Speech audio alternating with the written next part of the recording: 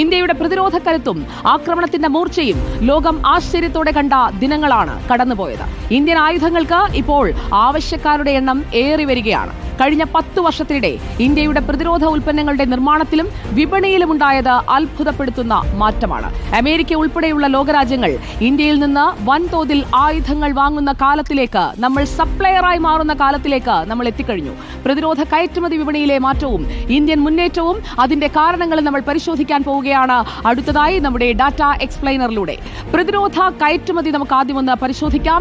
നമ്മുടെ ഡാറ്റ ബാങ്കിൽ അതിന്റെ പൂർണ്ണ വിശദാംശങ്ങൾ ഇതാ വന്നു കഴിഞ്ഞിരിക്കുകയാണ്. 2013-2014 കാലഘട്ടത്തിൽ 686 കോടി രൂപയായിരുന്നു നമ്മൾ പ്രതിരോധ കയറ്റുമതിയിലൂടെ നമുക്ക് ലഭിച്ചിരുന്നത്. അത് 2024-2025 സാമ്പത്തിക വർഷമാകുമ്പോൾ 23,622 കോടിയായി മാറിയിരിക്കുകയാണ്.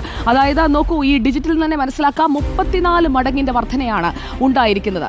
ഇതിലൂടെ ഇന്ത്യ ലക്ഷ്യമിടുന്നത് എന്താണ്? ആത്മനിർഭർ ആവുക, നമ്മൾ സ്വയം പര്യാപ്തമാവുക എന്നതിലൂടെ ഉദ്ദേശിക്കുന്നത് എന്താണ് എന്നതുകൂടി നോക്കാം. നമുക്ക് മറ്റു രാജ്യങ്ങളിൽ മേലുള്ള ആശ്രിതത്വം കുറയ്ക്കുക എന്നതാണ് പ്രധാനപ്പെട്ട കാര്യം. ഇന്ത്യയുടെ ലക്ഷ്യം എന്താണ് എന്നതാണ് നമുക്ക് പരിശോധിക്കേണ്ടത്. ആശ്രിതത്വം കുറയ്ക്കുക, അതോടൊപ്പം തന്നെ ഉൽപാദനം കൂട്ടുക, നിക്ഷേപം ആകർഷിക്കുക, അതാണ് നമ്മൾ പ്രധാനമായും ലക്ഷ്യമിടുന്നത്. ഇതിൽ സ്വകാര്യ മേഖലയുടെ കരുത്തുകൂടി നമ്മൾ ഉപയോഗിക്കുന്നു എന്നതും എടുത്തു പറയേണ്ട കാര്യമാണ്. സ്വകാര്യ മേഖലയെയും പങ്കാളിത്തത്തിലൂടെ കൊണ്ടുവരികയാണ്. 2024-25 വർഷത്തിൽ 15,233 കോടി രൂപയുടെ കയറ്റുമതിയാണ്. ഇതിൽ സ്റ്റാർട്ടപ്പുകളുടെ മുന്നേറ്റം എടുത്തു പറയേണ്ടതാണ്. സ്റ്റാർട്ടപ്പുകൾ നിർണായകമായ പങ്ക് വഹിക്കുന്നു. കയറ്റുമതി ചെയ്യുന്ന മിക്ക പ്രതിരോധ ഉൽപ്പന്നങ്ങളും ചെറുകിട സ്റ്റാർട്ടപ്പുകളുടേതാണ്. ഡ്രോണുകൾ, റോബോട്ടിക്സ്, സൈബർ സുരക്ഷ തുടങ്ങിയവയിലൊക്കെ അത്യാധുനിക സംവിധാനങ്ങളാണ് നമ്മുടെ സ്റ്റാർട്ടപ്സ് വികസിപ്പിക്കുന്നത്. അതോടൊപ്പം തന്നെ വൻകിട കമ്പനികളുടെ സാന്നിധ്യവും ഈ മേഖലയിൽ നമ്മൾ എടുത്തു പറയേണ്ടതാണ്. ആ വൻകിട കമ്പനികൾ ഏതൊക്കെയാണ് എന്നതുകൂടി നമുക്കൊന്ന് പരിശോധിക്കാം. വൻകിട കമ്പനികൾ എന്ന് പറയുമ്പോൾ അതിൽ പ്രധാനമായും വരുന്നത് Tata advance systems, alpha design technologies തുടങ്ങിയ കമ്പനികളാണ്. അവരൊക്കെ തങ്ങളുടെ ഭാഗം നല്ല ഗംഭീരമായി തന്നെ നിർവഹിക്കുന്നുണ്ട്. റഡാറുകൾ, മിസൈലുകൾ, സൈനിക ഗതാഗത വിമാനങ്ങൾ, സാറ്റലൈറ്റ് പേലോഡുകൾ തുടങ്ങിയവയെല്ലാം സ്വകാര്യ കമ്പനികളാണ് നിർമ്മിക്കുന്നത്.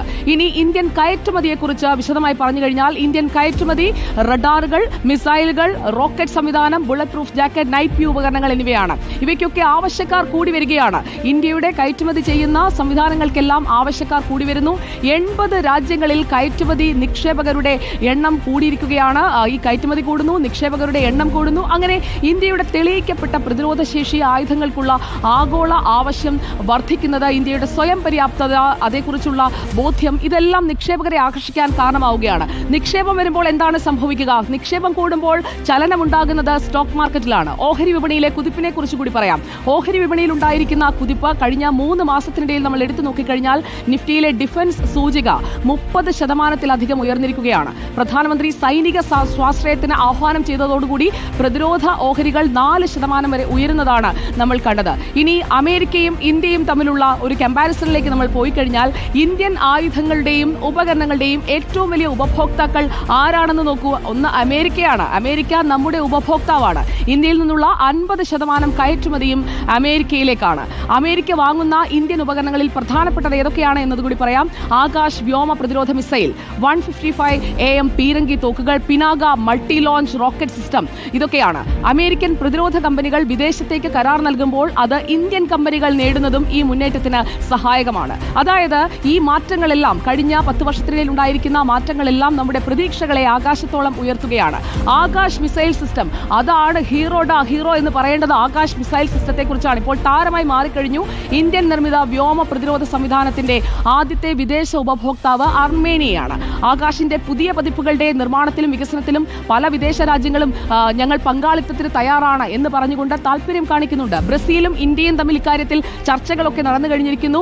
അതോടൊപ്പം തന്നെ $20 കോടി ആകാശ് മിസൈൽ സംവിധാനം വാങ്ങാൻ ഫിലിപ്പീൻസ് ഒരുങ്ങുന്നു എന്നുള്ള റിപ്പോർട്ടുകളും പുറത്തുവരികയാണ്. അങ്ങനെ നമ്മൾ ഒരു കയറ്റുമതി രാജ്യമായി, കൂടുതൽ ഇടങ്ങളിലേക്ക് പ്രതിരോധ സംവിധാനങ്ങൾ കയറ്റുമതി ചെയ്യുന്ന രാജ്യമായി മാറുന്നു എന്നത് ഓരോ ഇന്ത്യക്കാരനും അഭിമാനിക്കാവുന്ന കാര്യമാണ്. ഇതാണ് നിലവിൽ ഇപ്പോൾ ഓപ്പറേഷൻ സിന്ദൂറിന് ശേഷം ഉണ്ടായിരിക്കുന്ന ഏറ്റവും പ്രധാനപ്പെട്ട വിപണിയിലെ ചലനം എന്ന് പറയുന്നത്.